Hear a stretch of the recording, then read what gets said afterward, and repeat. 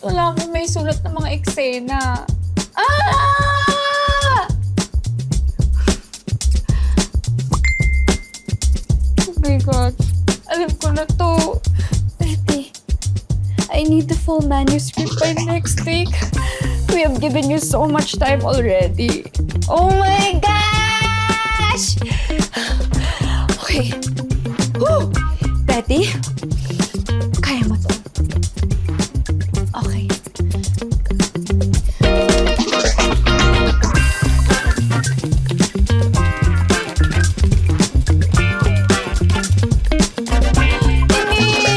Mali ka rin. Mali. Yung hirap naman kasi makapagsulat ng mga romance na mga eksena. Hindi naman talaga ako totoong in love. Tsaka, ang hirap kaya, no? No boyfriend since birth kaya ako. Squeaky, my baby. Buti na lang nandyan ka. Kasi ikaw na lang talaga yung natitirang inspirasyon ko. Squeaky? Are you okay? Oh my God! Nasa-stress ka rin! Squeaky? Okay ka lang ba? Hayaan mo, maghahanap tayo ng vet, ha? Diba? Yeah. Oh.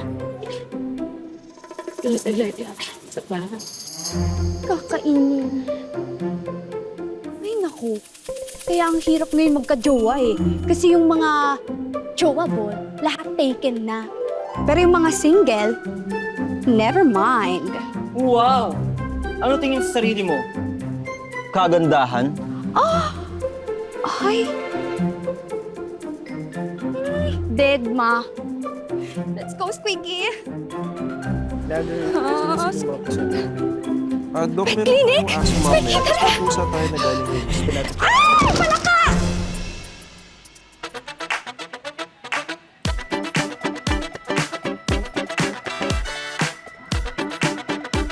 Miss, okay ka lang?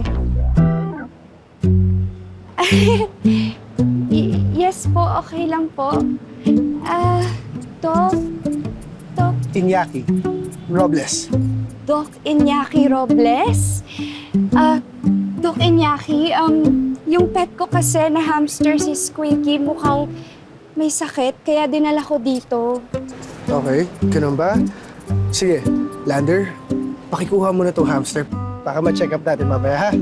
Okay, Dok. Okay. Thank you.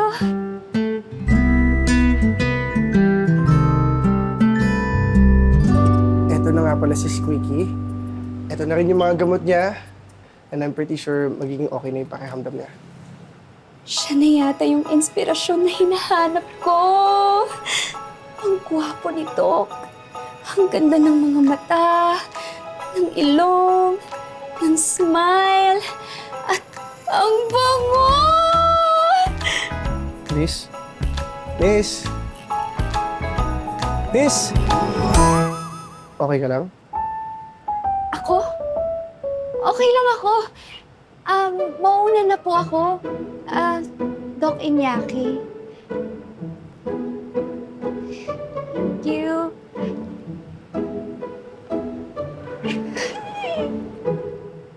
Miss, wait. Anong pangalan mo?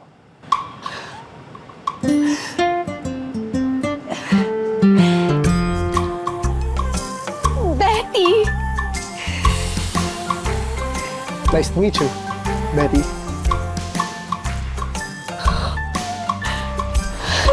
Nice to meet you, Doc Iñaki.